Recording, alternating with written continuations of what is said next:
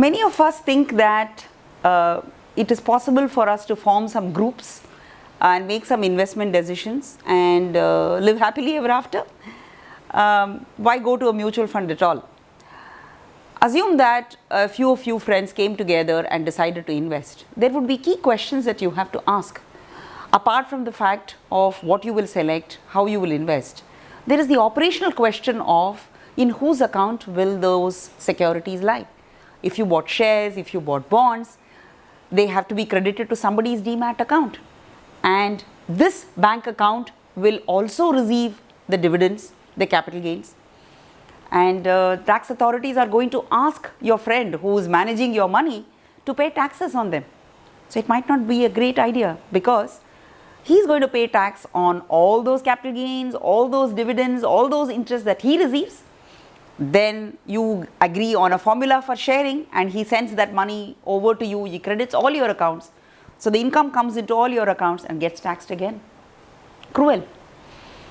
The same income gets taxed twice if you formed such a friendly group for investing.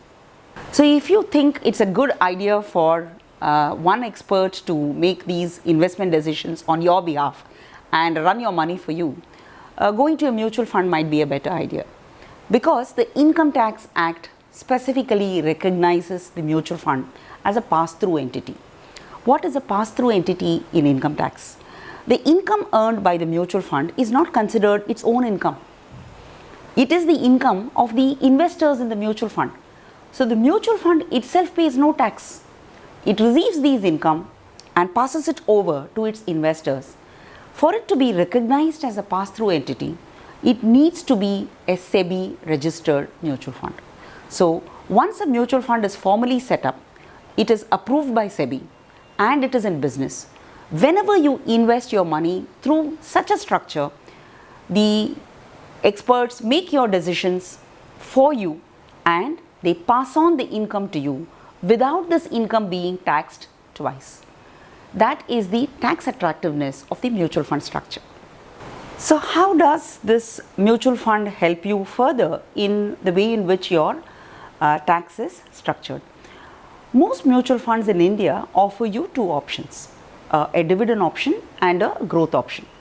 The dividend reinvestment is not really a separate tax structure, it is just a variation of the dividend option. So primarily you have a dividend option and you have a growth option. In a dividend option, you can receive your income in the form of dividend. So in your tax books, this income is a dividend income. If you chose a growth option, in your books, you will primarily receive capital gains. And these capital gains will arise only when you sell the units that you are holding. Under the tax laws, the treatment for dividend and the treatment for capital gains are different. So the fund itself does not run multiple portfolios, and there are several investors who think the return from a dividend option is higher than the return from a growth option. These are not true. The fund manager will run only one portfolio. It is your post-tax return that can be different. So the fund would run the portfolio, declare the NAV, and this NAV will be different for the dividend option and for the growth option, because the dividend option keeps paying out the money to you as dividend, the growth option continues to accumulate. So the choice you have as a taxpayer is to decide whether you want to choose a dividend option or you want to go for a growth option. You have a benefit by using a mutual fund for your investment purposes. When it comes to income and its taxation, there is a lot that depends on what is the kind of structure you are. Are you an individual? Are you a HUF? Are you an NRI? Are you an independent business? Are you an association, an educational trust?